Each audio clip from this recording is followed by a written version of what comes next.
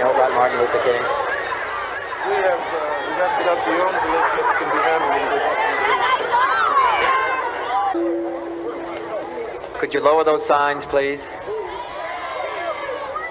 I have some very sad news for all of you, and that is that Martin Luther King was shot and was killed tonight in Memphis.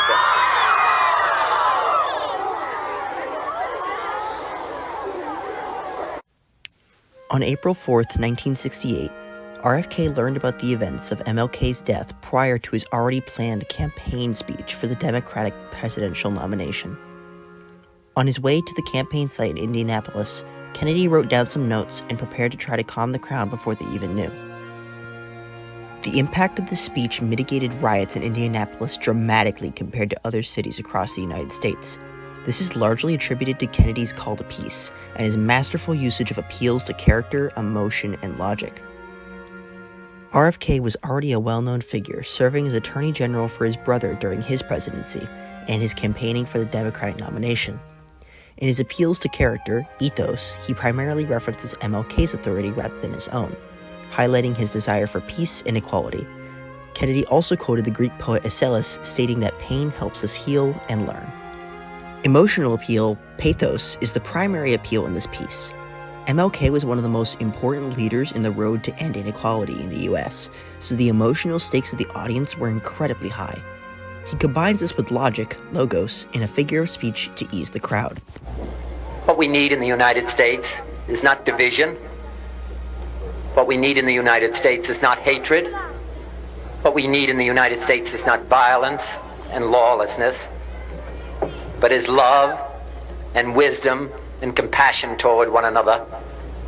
The figure used here is anaphora, the repetition of statements at the beginning of a phrase. The repetition notes that what we need is exactly what MLK wanted, and by that remaining peaceful, we are carrying on his legacy, a logical solution to the emotional's problem. Kennedy also showed how he could empathize with his audience. For those of you who are black and are tempted to be filled with hatred and mistrust of the injustice of such an act against all white people, I would only say that I can also feel in my own heart the same kind of feeling. I had a member of my family killed, but he was killed by a white man. This notion shows a bit of Kennedy's authority in the subject, given that he too faced loss at the hands of a white man, but it also shows the emotional connection with his audience to serve as a guiding voice in a frightening moment. RFK also uses a trope through a metaphor in his speech. And replace that violence, that stain of bloodshed that is spread across our land, with an effort to understand, compassion, and love. That notion to replace the figurative stain of bloodshed is meant to represent how the audience can live the legacy of MLK and lead with his caring nature. Overall, RFK's impact in this speech dramatically reduced the amount of riots and protests in Indianapolis, securing part of MLK's mission to inspire peace.